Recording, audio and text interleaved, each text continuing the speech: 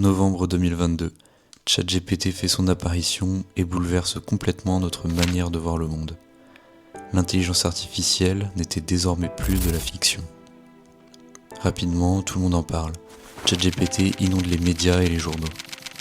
Notre manière d'apprendre, de travailler et même de créer vient de changer à tout jamais. Au collège déjà, j'essayais de comprendre comment une IA fonctionnait.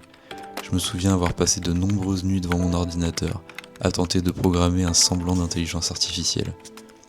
Nathan, tu te reconnaîtras. Bon, on est d'accord, l'intelligence artificielle, ça fait un petit moment que ça existe déjà. Mais pour être très honnête avec toi, je comprends toujours pas comment ça marche. Du coup, je me suis dit que le meilleur moyen de comprendre, c'était de me lancer dans un projet.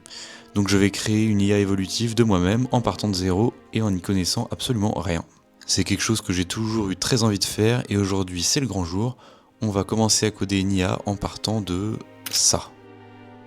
Bon super. Allez, c'est parti.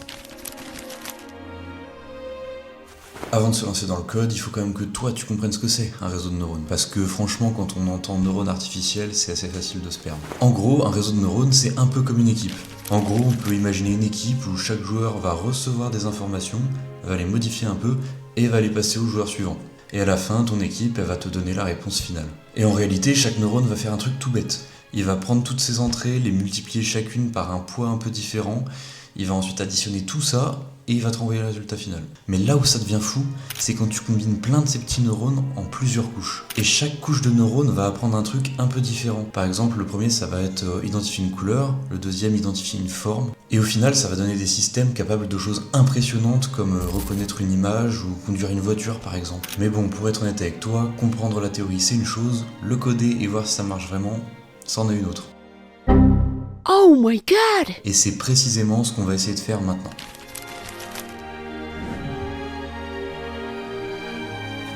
Bon, on a vu vite fait comment ça fonctionne un réseau de neurones dans la théorie, maintenant je vais essayer de le coder moi-même.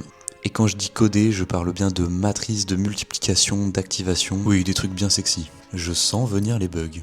Mon premier réseau de neurones, il va être très simple, il va y avoir 3 neurones en entrée, on va en mettre 4 en couche cachée et un seul en sortie. Me demande pas pourquoi j'ai choisi 3, puis 4, puis 1, j'ai fait au pif, ça sonnait bien. Pour l'instant, je crée juste un réseau qui prend des entrées, les traite et me sort un résultat.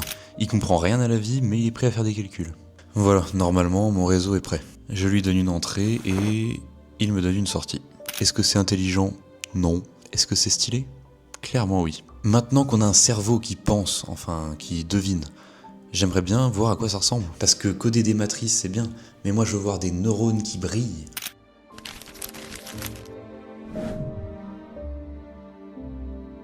Ok, bon, maintenant mon réseau il fonctionne. Il me calcule des trucs, il me sort des valeurs. Très bien. Mais moi maintenant, j'ai envie de voir ce qu'il a dans la tête. Genre vraiment voir les neurones, les connexions, les poids. Je veux faire une IRM.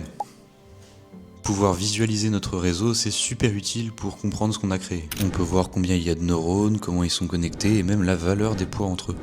Et surtout, je pense que ça rend mieux en vidéo. Pour ça, je vais utiliser une bibliothèque Python qui s'appelle NetworkX. Ça va me permettre de dessiner des graphes facilement. Et voilà à quoi ressemble mon réseau de neurones. Les neurones sont là, les connexions aussi, et même les poids s'affichent. Est-ce que ça sert à quelque chose ?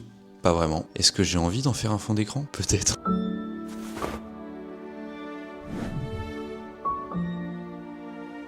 Ok, mon réseau pense, c'est cool. Mais maintenant, j'aimerais qu'il fasse quelque chose d'un peu plus utile que juste me sortir un chiffre.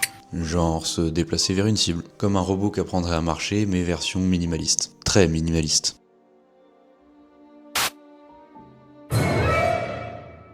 Bon, donc le plan, ça va être de créer un environnement 2D très minimaliste. Notre agent, il va être placé à un endroit aléatoire, et on va mettre une cible qui va être autre part. Le but, c'est de la rejoindre. Facile à dire, hein. Là, en gros, je viens de créer une classe qui gère tout, les positions, les déplacements, et qui va vérifier si l'agent a atteint ou non sa cible. Et voilà, je donne une direction au hasard, et je vois ce que fait l'agent. Spoiler, il est paumé.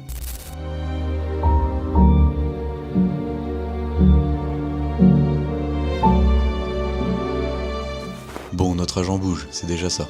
Mais le fait est qu'il n'a absolument aucune idée d'où aller. Et c'est là qu'on va passer à la vraie partie intéressante, l'apprentissage.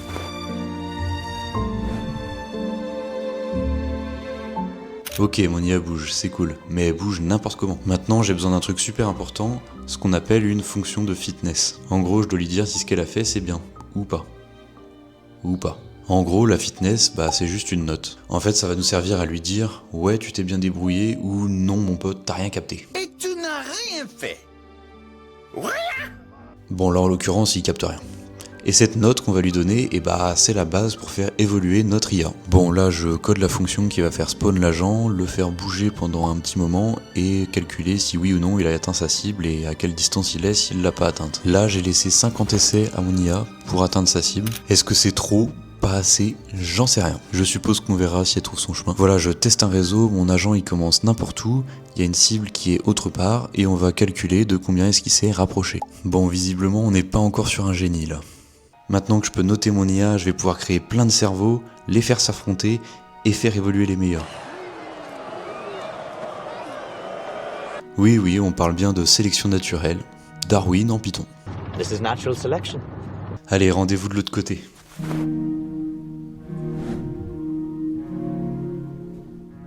Bon, jusque-là, j'ai un agent qui bouge, j'ai une fonction pour le juger.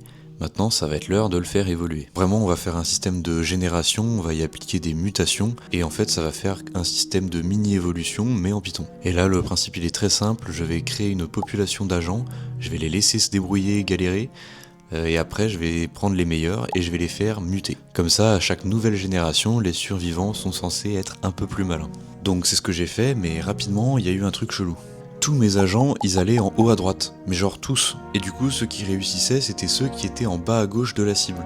Et en fait, le problème, c'est que j'utilisais une fonction sigmoïde pour l'activation. Et le souci avec ça, c'est qu'elle donne toujours un résultat qui va être entre 0 et 1. Et donc là, on voit bien le problème avec ça, mes agents, ils peuvent aller uniquement dans des directions positives, c'est-à-dire des X positifs et des Y positifs, donc en haut à droite. Du coup, j'ai changé tout ça pour utiliser une autre fonction, la tangente hyperbolique, qui elle va me sortir des valeurs qui sont entre -1 et 1. Donc comme ça on pourra avoir des déplacements à la fois positifs et négatifs, donc à droite, à gauche, en haut mais aussi en bas. Et là bam, ça y est, mes agents ils avaient maintenant le sens de l'orientation. Et j'ai eu un deuxième souci, des fois l'agent il apparaissait pile sur la cible. Donc forcément score de ouf, mais du coup c'est absolument pas parce qu'il avait été intelligent, juste parce qu'il avait eu de la chance. Du coup j'ai changé un peu les règles du jeu, j'ai mis la cible bien au centre à chaque fois, et l'agent qui va être dans un certain rayon autour de la cible, un rayon qui va être fixe. Comme ça, tout le monde part avec les mêmes chances. Et même avec tout ça, on va pas se mentir, c'est pas une révolution à chaque génération. Et en fait, le plus gros problème, c'est que ma simulation, elle est très simpliste. Il n'y a pas d'obstacle, pas de stratégie à apprendre, il doit juste avancer vers la cible. Et du coup, la progression se joue dans les petits détails. Mais petit à petit, génération après génération, on commence quand même à voir des agents qui s'en sortent mieux. Maintenant, il est l'heure de comparer tout ça. Génération 0 contre la génération finale.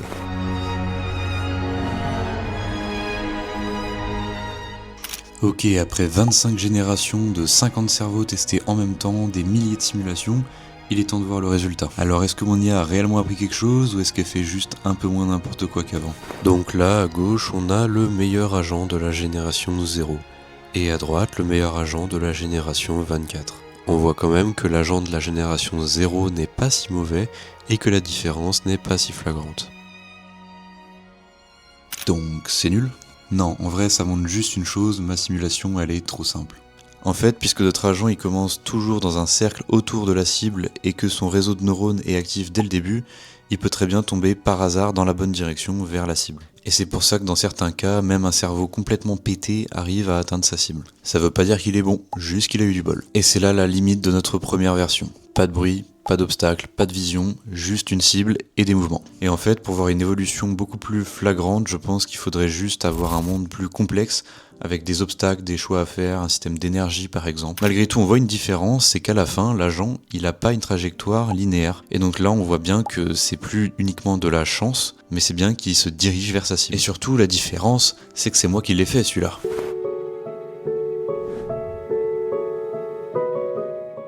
Bon, alors si on conclut, on a commencé avec une IA qui savait presque rien faire, à une IA qui fait presque quelque chose. Et là, en quelques centaines de lignes de code, on a déjà créé un réseau de neurones simple, visualisé sa structure, on a construit un environnement en 2D, on a également codé une fonction de fitness, et enfin on a lancé un vrai processus évolutif sur 25 générations. Clairement, j'ai appris plein de trucs, mais là je vois aussi la limite de ce genre de simulation. Mon IA, elle pouvait juste atteindre sa cible dès la première génération, par chance. J'ai dû corriger pas mal de trucs, notamment la fonction d'activation, que j'ai passé de sigmoïde à tangente hyperbolique, parce que tous mes agents ils allaient en haut à droite. J'ai dû aussi fixer la cible au centre et restreindre le spawn de l'agent, sinon les meilleurs résultats c'était tout simplement ceux qui spawnaient à 2 cm de la cible. Bref, j'ai dû tricher un peu avec la réalité, mais au final mon IA l'apprend proprement. Clean. Mais attention, ça c'est que le début. On n'a pas encore mis en place de système de vision, de capteur ou de monde dynamique, ce qui sont des choses que j'aimerais beaucoup implémenter par la suite. Dans une prochaine vidéo, j'aimerais aller beaucoup plus loin. Ajouter plusieurs agents en même temps, créer un système de nourriture, d'énergie, ou même faire évoluer carrément la structure du réseau de neurones. Bref, merci d'avoir suivi cette aventure. C'était mon premier projet de réseau de neurones et franchement j'ai bien kiffé. En fait, je suis beaucoup trop hype pour la suite, j'ai envie de créer quelque chose de plus grand et de tout recoder avec du code propre et des librairies qui sont faites pour avoir un truc bien optimisé, bien propre. Et je pense qu'on va pouvoir arriver à quelque chose de pas trop mal avec ça. Et d'ailleurs, si t'as des idées pour les prochaines simulations, des trucs que t'aimerais voir, bah hésite pas à me le dire. Parce que maintenant que j'ai compris comment créer un mini cerveau, j'ai envie d'en faire toute une armée.